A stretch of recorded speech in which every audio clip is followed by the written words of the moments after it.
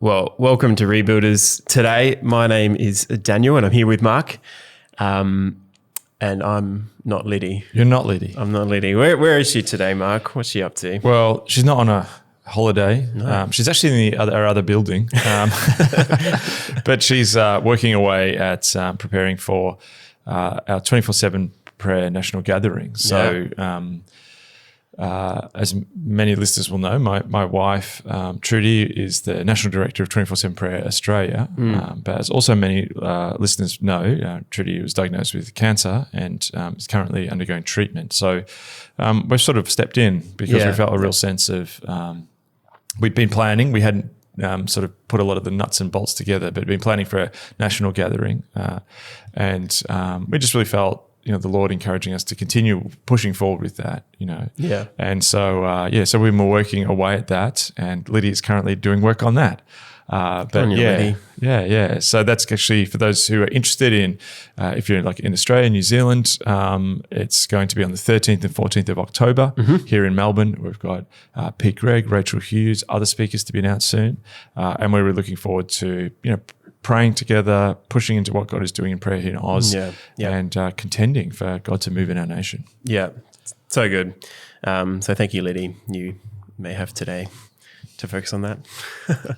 All right, so we're going to jump back into the conversation we've been having over the last couple of episodes, but I thought just given it's been 2 weeks since we last recorded, can you just give us a quick kind of summary of, I suppose, some of the language you've been using around neoliberalism, the third individualism, and also second secularism? What's kind of a helpful snapshot? So this sort of began with the question that something has changed in people in the last 30 years. And we began with a quote around that the kinds of people that we're encountering are different. And that presents different challenges around discipleship, pastoral care. What is it to do church? And so the sort of thread we've been examining is what are the effects of the sort of economic order that we've lived on for the last 30 years, neoliberalism, had on that? How has it changed people? And this is not just a Western phenomenon. Neoliberalism is an economic order that's, affected large parts of the globe. In many ways, it's not just an economic order, it's also a political order. And so we looked at that sort of rise from when the economy hit some sort of crisis in the 1970s. You saw this new order come. It was an older idea, but came into vogue with people like Margaret Thatcher, Ronald Reagan, and really has been the sort of dominant sort of way of looking at the world, arranging the economy, arranging society. But it's starting to run aground a little bit. So that's the first big idea. The second big idea was that this has created a morphing, a changing, an evolution of individualism. And modernity began with the first individualism, which was really people arranging themselves in new ways as they found freedom, as we moved from a feudal society in times like the 1600s, the 1700s, and how people created new mediating institutions, which the church was part of that. We've talked about Wesley's discipleship systems was a response to the newfound freedom and mobility that people had in the society and social movement. We then talked about the second individualism, which is the idea that the second individualism was really defined by people trying to escape those mediating institutions of the first individualism, of defining themselves. No longer were they defined by the cohort they'd created as they found new freedom. They were running from the cohorts. And it was all about, sort of almost a very sort of energetic, vigorous, self-creative, expressive individualism. But then we argued that there's actually something new happening. We're entering into this sort of third, or what I called crisis individualism, where it's falling over. People are finding themselves almost exploited by the economic forces, the digital sort of like farming of people's emotions and likes and clicks. And then we talked about another idea, which, introducing lots of new ideas here, but it was the idea of a second secularism, the idea that the first secularism, which rose with the modern world of the Enlightenment, was that rationality, reason, science was a project to disenchant the world of religion, superstition. So we've thought about secularism in that manner. And that's a very true reading of what the project has tried to do. Of also removing religion from the public square, which is almost that sort of French idea of secularism. But I talked about a second secularism, and a second secularism is when the market or the economy disenchants everything.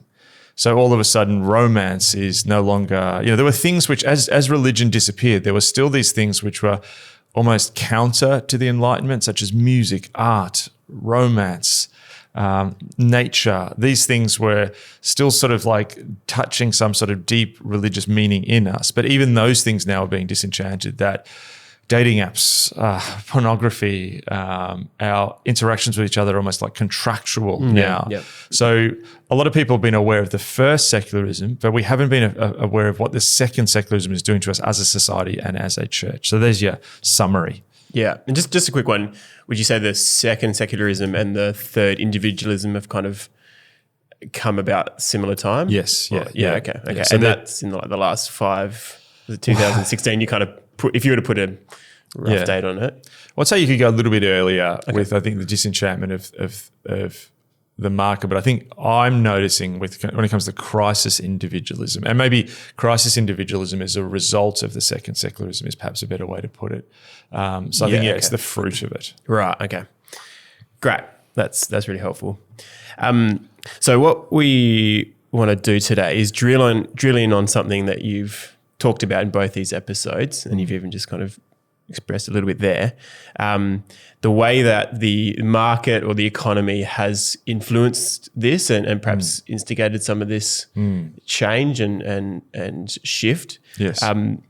You were in the UK recently. Yes. And I believe you have a fantastic metaphor to help us explore this further. Well, a couple of months ago I was in London, and I had when you fly that 25, 26-hour flight, give yourself a day to adjust and walk around in the sun. And I walked around London, and sort of just something sort of like dawned on me, which I think might be a helpful metaphor to understand some of what we're talking about here.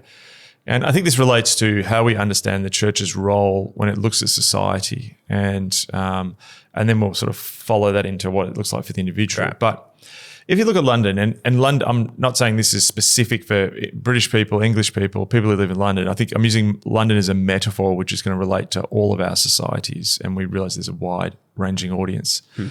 But if you look at our societies, they're very much defined by centers of power over time. Centers of power create orders, they create eras, and they define how we think about the world and how society is arranged.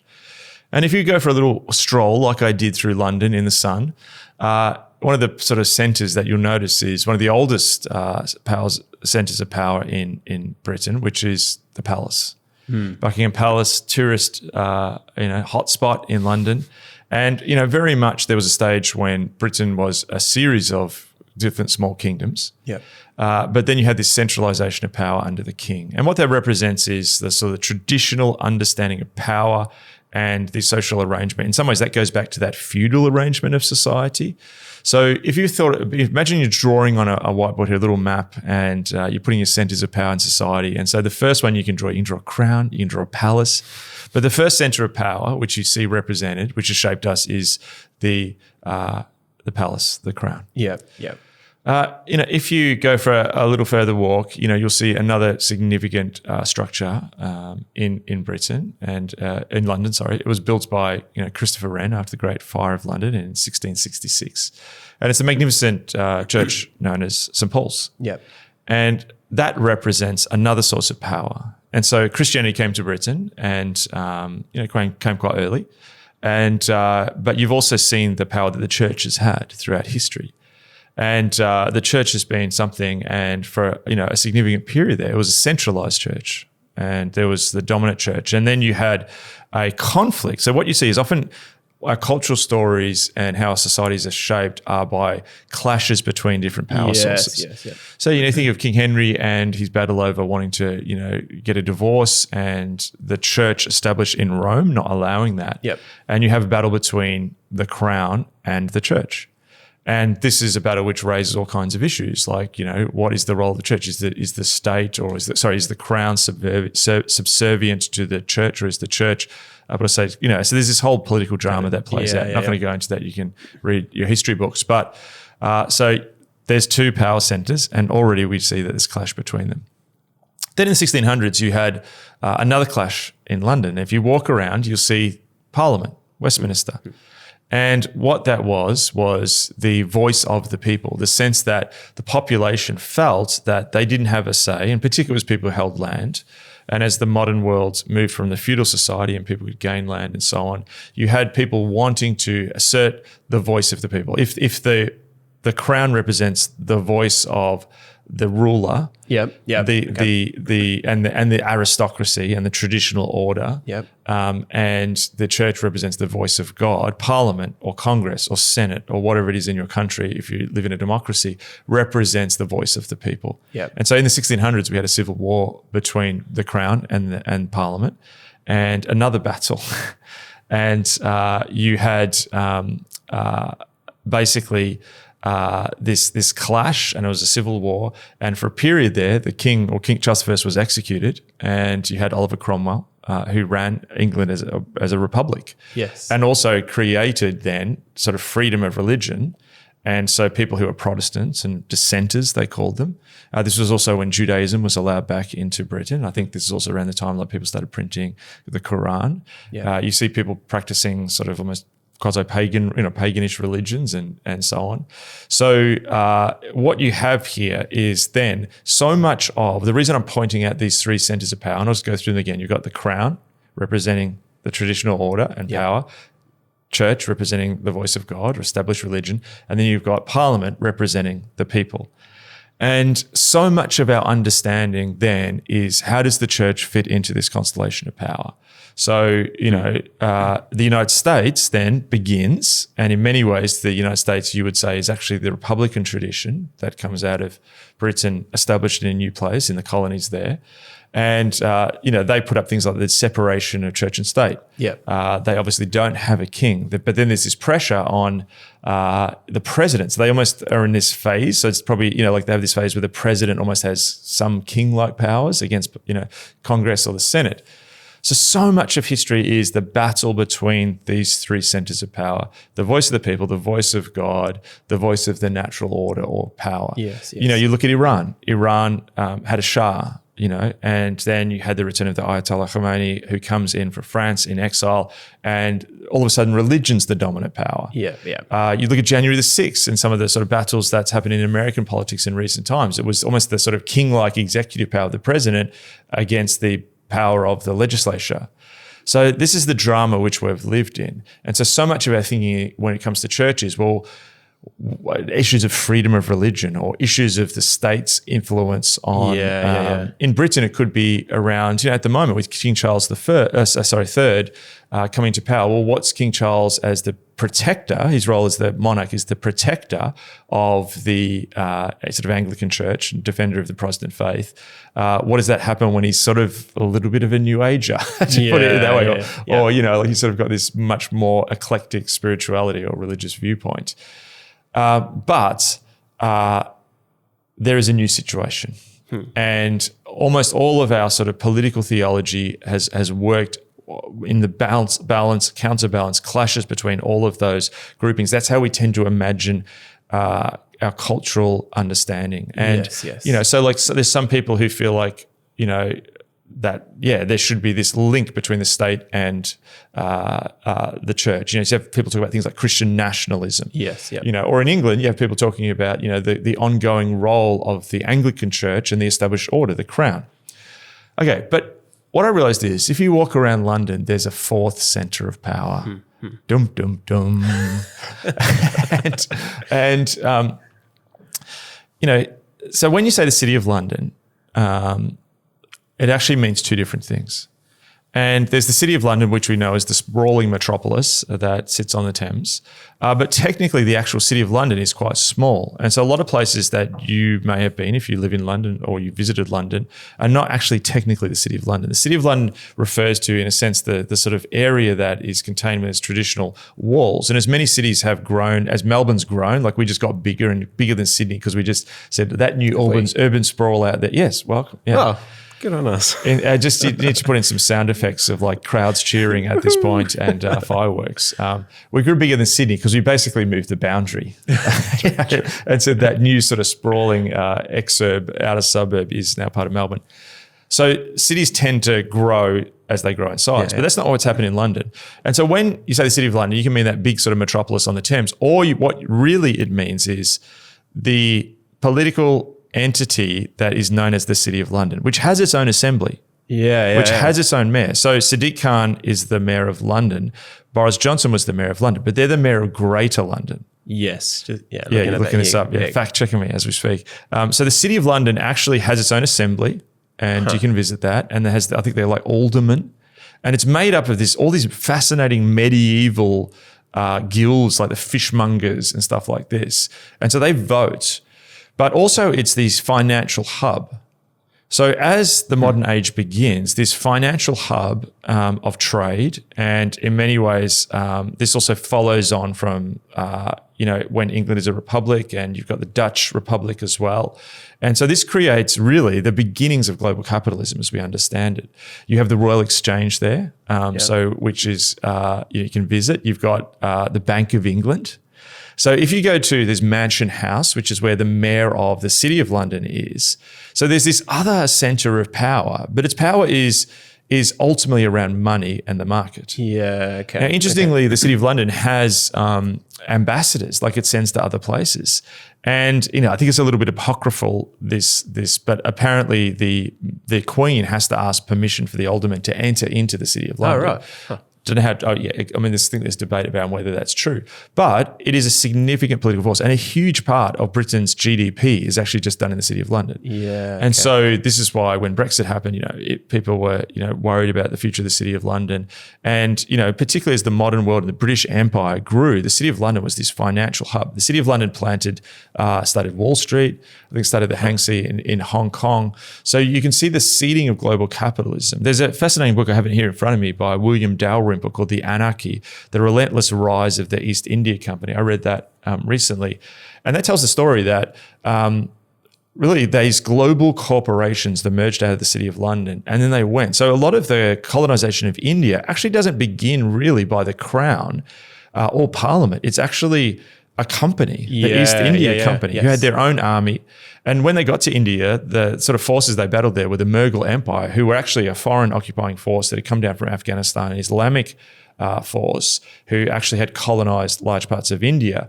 And so you've got this weird thing of this sort of corporation going out of the City of London, ending up in India, and then sort of modeling the way that they operate off the sort of imperial structure of this conquering Islamic army of the Mughals in India. Huh. So you see this fascinating dynamic where you've got this cross-border translocational new force in the world that's driven by money. So what the City of London represents is the power of global capitalism. And even now with their weird structure of voting in their assembly, some of the votes are actually given by big banks like Goldman Sachs. So you walk around, all the world's big banks are there. And it represents the fourth center of power.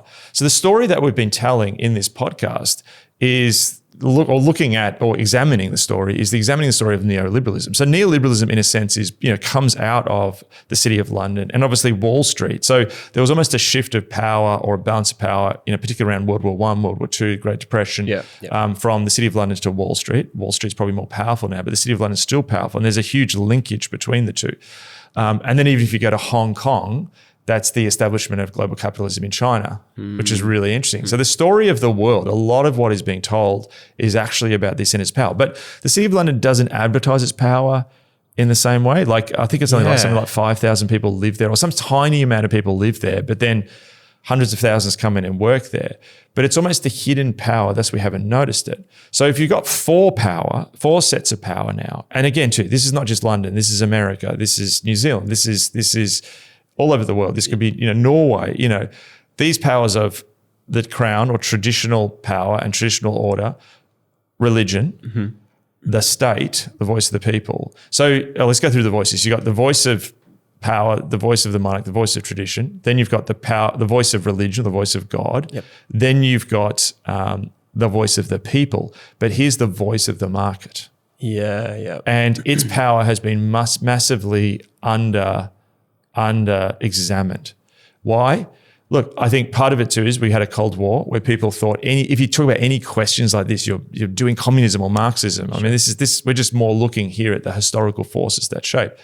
And so I think this is a really important insight, because what has happened is, as I said, there's been different battles for power between these two centres of power.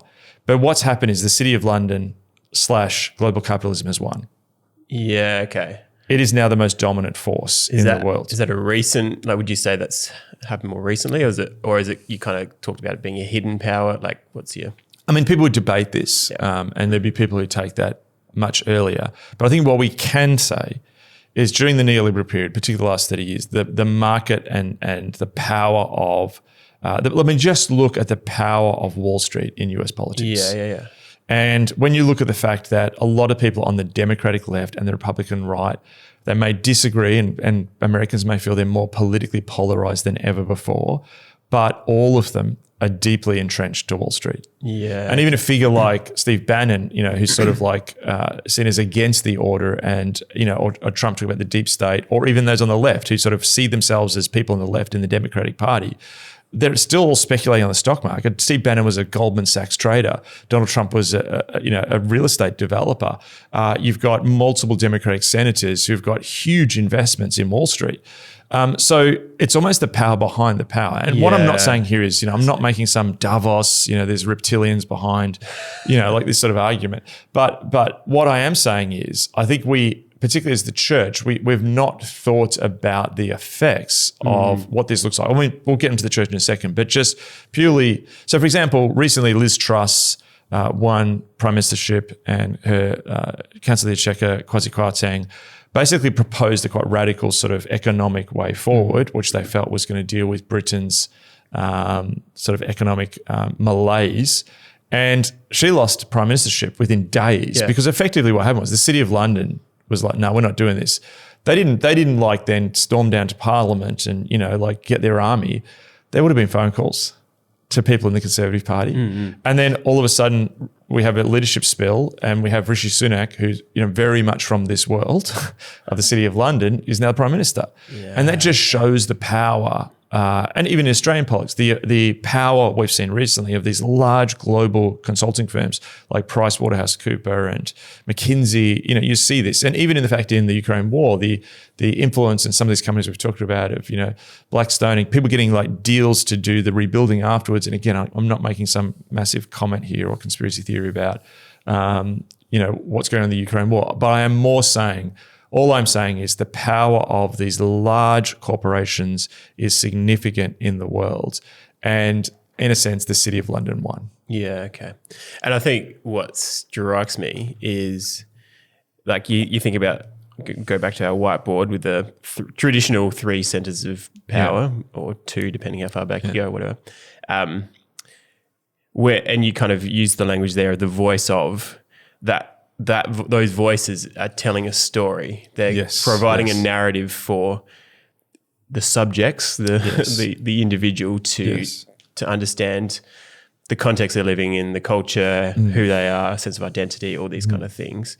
So if you've got those powers that have kind of been battling away for many centuries, but then you've got this other power that's here now, that's telling a narrative as well. Does that kind of bring us back to some of what we've been talking about the last couple of episodes? Well, I think particularly when it comes to morality. So how we've thought about it is we have thought morality, traditionally, like if you think of those sources of power of Crown, Church, Parliament, that traditionally we've seen the Church as the provider of the power. Of the morality. Right, setting the moral thing. And there was almost this sort of, in people's minds, this idealistic, uneasy truce or balance of power between them all. But, you saw with the rise of Parliament that there's a sense where Parliament is a place where the church was then, so part of almost what we see now is like in Australia, because of some of the tax breaks that churches and religious organisations get, there's almost a move in Parliament to limit that. So you see this interesting, there's times where, or say in Mexico, there was a program of declericalization where the Mexican state started pushing back on the power of the church. And then what they saw is the corruption of the church. So at different times, all of those 3 powers run moral programs against each other. You might have a king or a queen might call the church to account saying they become corrupt, or the parliament might call, the crown if it's being excessive, So there's like a moral game as well as a power game. Yes. What I think a lot of people haven't noticed is, and when we talk about culture war stuff, when we talk about secularization, when we talk about morality of culture, we may talk about sort of esoteric sort of things like, Hollywood's influence on morals or something like this. Yep. But I think what a lot of people have not noticed is the primary moral driving force is now the market. The market has more morality, more moral content, and this works out in two ways. So this is really key, and this sort of starts to bleed into the church. So number one, at the end of the day, there's a two-handed game going on. So first of all, you've got this one thing where what you've seen is in recent times, corporations running increasing moral content, and people have seen a lot of the culture war exacerbated as large corporations insert different moral programs into their advertising. And often government is following that. And I think what a lot of people have gotten wrong is, government's doing this because all our previous understanding of society works is we've got to push back on government, particularly conservatives. And look, even left in part, people on the left concerned about the moral program of Ronald Reagan per se. But I think what people are missing is that the primary moral driver is actually now like corporations, which is why a lot of people on the right are now, for all of a sudden, for the first time, are starting to question the power of global capital. Yeah, okay. Because all of a sudden, we were fine with it when it was sort of in a Cold War context of communism versus liberal democracy. Yeah. But now they're like, hang on, they're pushing stuff in my town that I don't like, and they seem to. So there's this interesting, increasing realization on the right of a sense that, yes, some of this is not coming from the state. This is coming from, and just say you're in a smaller country. What's more powerful, Google or your mid-sized country? What's more powerful, Google or Australia? So there's that going on. So on one hand, you've got sort of particularly a lot of global corporations pushing a progressive social vision. Yeah. But then there's this second, more powerful thing going on, where at the end of the day, the market's ultimately driven by profitability. That's its ultimate driver. Its organizing principle is to make profit, and to capital is invested, and there needs to be a return on capital. Yeah. So what it's also doing is, it is profit, and this is what we've been talking about with the second secularism, third individualism, crisis individualism, is it's profiting off our individual desires. Yeah. So on one hand, it's like, here's this social program around this rights-based issue. But then at the second time, we've seen the growth of, big food, junk food addiction, pornography addiction, gambling addiction, consumerism as addiction, all of this very moral program that's much more sort of primal and visceral is operating underneath the big, very seemingly noble moral visions. Yes. Yeah. And so I actually think the power of, and I'm probably going to talk about this more next week, so I won't go too far into it now. But then when you align algorithms, digital AI, empower these global corporations with this, their ability to know you intimately and shape you intimately. So there's a two-handed game on. One, it's the moral programs, but then it's also the moral reshaping you at a very personal level. And honestly, never, the church, the state, and the crown never had the intimate knowledge and daily interactions with you that contemporary big global capitalism has now in our age of algorithms. And so this is driving a kind of moral revolution that we have not really thought through. And the response to that has sort of been, understandably, I don't look at porn. Okay. But I don't think what we've really thought about is what does it look like when this is only going to increase, and our discipleship structures need to be aware of this influence, and our public theology needs to be aware of this influence. Yeah. Okay. And I think coming back to the first episode, you talked about this. The response to this is just having some good habits and kind of disciplines isn't going to be enough to, as an individual, to, I suppose, walk the narrative of God, of the people of God, following Jesus' discipleship. you mentioned deliverance, that this is something to, without going too far down that track, but I'm interested in just what are the implications for the church, for discipleship, if this is, with this reality at play now? Yeah. Well, as I said, often we're open sourcing this. Yeah. We're chucking this stuff out so you guys can think well. Yep. And I don't think we are good enough to come up with all the answers for this. So if expecting this is more like forward reconnaissance. Yeah. But I think a few things. Number one, what is the spiritual dynamics of this? And what Scripture talks about mammon. There is a spiritual dynamic to this stuff, and there's powers and principalities. So that's number one. Number two, I think we need a much more robust discipleship vision which engages with this reality that your people are going to be intimately undermined in their faith continually. And what's amazing is you can have someone who's like, this world has pushed them into, say, binge eating, and they're really unhealthy, and it's affecting their health and their life. And they might go, well, I'm going to start to exercise. The minute you start to head in that direction, then all of a sudden it's going to push you to the extreme of that, and all of a sudden you're obsessing around exercise. Yeah. Even we just find fascinating, in our family with experiencing cancer now, all of a sudden the algorithm starts to change and push you towards things like it is. I'm phenomenal about the adaptability of this thing to respond to your needs, offer you answers, but then push you into an extreme because of the profitability mechanism. Yeah. We need a discipleship, we need teaching on this.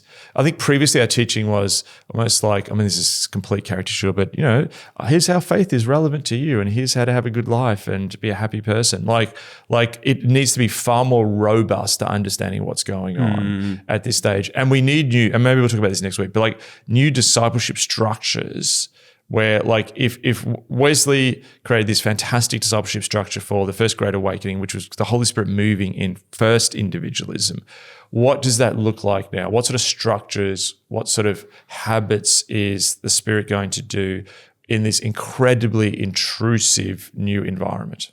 Yeah, okay. And just a quick comment there of just your analysis, I suppose, of the way your habit is binge eating. And so probably your phone is throwing you up lots of notifications and your Instagram feed has ads for Uber or whatever. But then you switch, I need to exercise. And suddenly it switches to, yes, all right, here's the health app and here's all that kind of stuff. Navy SEAL, you're doing trying to work out like a Navy SEAL. 30 days, how to go from no abs to 50 abs. To Navy SEAL abs. But both of those things are pushing you back in on yourself. It's about you. It's forcing which I think comes back to some of what we talked about of the crisis individualism and of the kind of crushing pressure, sense of failure when you don't achieve these things, which is also that's invasive for Christians as well. And totally, it's and this is why I think we need to really think about this well. And in some ways too, I know we speak out all these things into the midst of a culture. Often can be a culture war in certain countries that we. But I think what I've thought about this is it's the nightmare scenario for people on the left and the right. If you're on the left, your whole idea is you don't want to see massive corporations rule the world. You're afraid of global capitalism and you want to see those oppressed by global capitalism free. Well, that's, this is that nightmare scenario. Global capitalism has grown, its power is immense, and it's oppressing people for profit. If you're on the right, you have a sense of, conserving things of value such as the family and character and morality. Well, global corporations are massively undermining that. So this is like a nightmare, it's like, I don't know, it's like Godzilla and King Kong have mated and had a child, so it's the nightmare scenario for both. So I think it's really important for us to start to really grapple, and this is just a beginning the conversation. Yeah. Awesome. Well, thank you. That's such helpful, that metaphor is really helpful, and I think as I've reflected on it, I'm like, I see that and I notice that, and I'm sure our listeners will as well. We're going to explore kind of for more of this conversation next week. So stay tuned for that. But thank you for joining us. Those of you listening and watching, we'll be back with you next week, and I'm sure Lydia will be jumping in. And today's episode was sponsored by... Catch you next week.